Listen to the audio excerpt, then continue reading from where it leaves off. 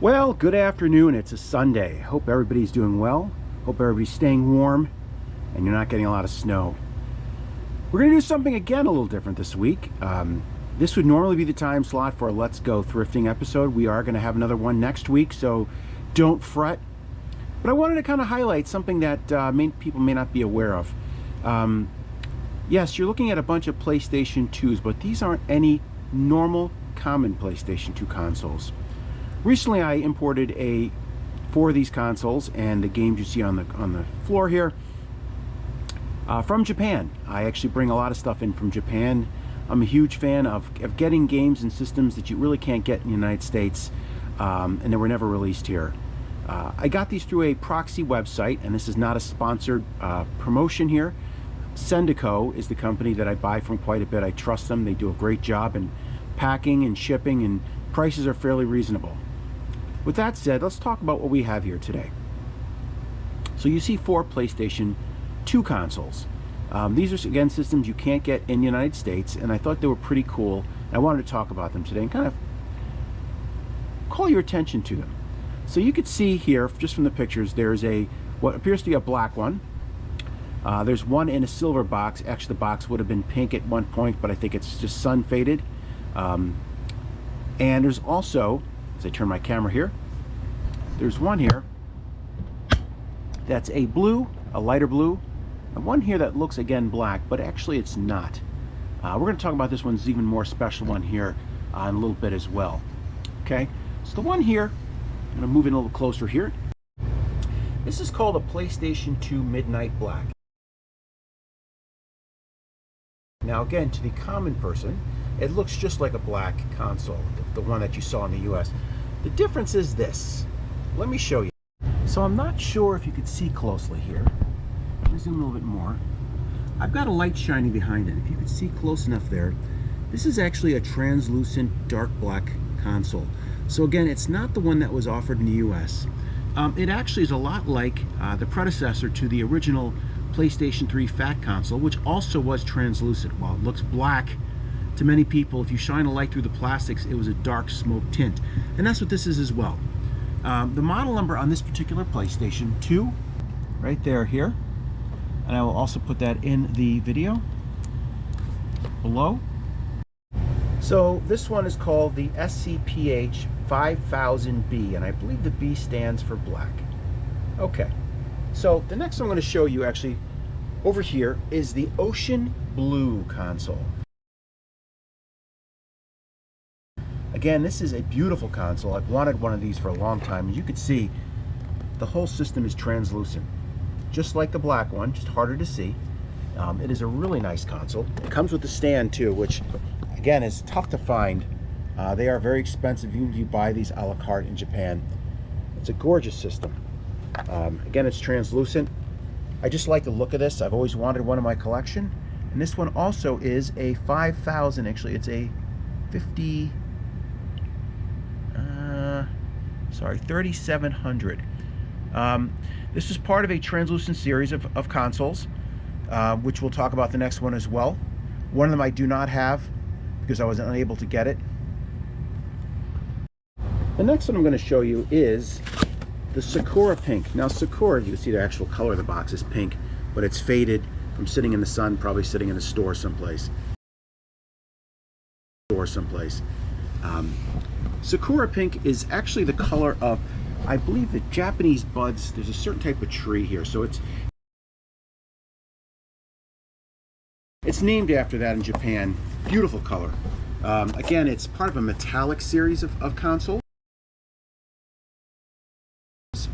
It comes with a Sakura Pink controller. It may look silver in this video, but trust me, it's pink. Okay.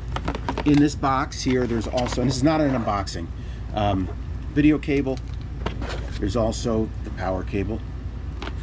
And inside the box, also as well, of course, is the console. So let's get that open. As you can see here, I'm going to pull this out. This is the Sakura Pink console. Unfortunately, this particular console had a lot of scuffs on it. It's kind of bummed me out, but it is what it is. Okay. Just a little scan over here.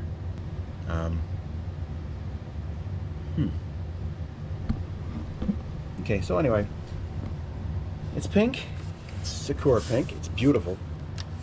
This particular model here is the 3500, I believe. 3800, sorry. Again, Japanese only exclusive. There was also a couple other colors in this series as well. There was a metallic blue, which I wanted to get. There's also metallic silver, which I have upstairs in my collection. Let's keep going. And finally, we come to this console here I mentioned earlier. This is the, it's called the PlayStation 2 Midnight Blue. And I'll show you through here. You can see, hopefully, that the light is shining. This is also translucent. It's a very cool, almost a purplish blue. You can see here as I shine a light up here. It's a darker blue. It's definitely a really nice color. You can see it's definitely not black. But this is called the PlayStation 2 BB. The BB was, again, a console we didn't get here in the United States. The BB has something special. Let's take a look at it. In the back of the PlayStation 2 BB, we have the hard drive adapter. So let's take a look at this. It's got the PlayStation 2 broadband adapter, which I don't know how many people know about that, but it was an adapter that, it was the first generation of Sony PlayStation consoles that actually had the ability to go online. Well, you're probably saying, well, I'm already aware of that. My PlayStation 2 console at home, black one in the US, has a broadband adapter as well. Well, that's probably the case, but this is even more special than that. This was a service combined. This was a service that was combined. I'll pull this out so you can see it. So in this bay, there is a Sony hard drive. So this, on the Sony hard drive, was a service called the Broadband Navigator. It was something we didn't have in the US. It had a lot of features and functionality and truly was a predecessor to most of the modern game stores, online multiplayer functionality that we know of today. Let me get into what the features of this were, and we can talk a little bit more about that. So, the features of the BB were, first of all, it had a game channel, right? So it gave you access to online sites similar to kind of web pages, downloadable game demos, or full games. So again, very, very ahead of its time. It had downloadable picture movie files. It also had information pages on past, current, and future releases and services. So almost like a PlayStation Store, which you saw on the PlayStation 3 console. It also had was a launching point for bootable games. It had a Linux-based web browser. It also had a music channel, so it provided actually a tool to convert audio to CD audio files. It also had an organization system for audio files stored on the hard drive. It also provided a means to transfer audio files between mini disc players and the hard drive via USB. Really cool stuff. There was also a photo channel. There was also a movie channel, so it provided actually a way for video files to be stored on the hard drive. In addition to, there was an account for specific games. It was you couldn't use this system anyplace else. So it was only available and for use in Japan only. So again, really cool stuff. In addition, I bought some games as well. Some games were actually included in bundles I bought. This one happens to be a game, One Shianabra. This is called Innocent Black. These are kind of mystery thriller games.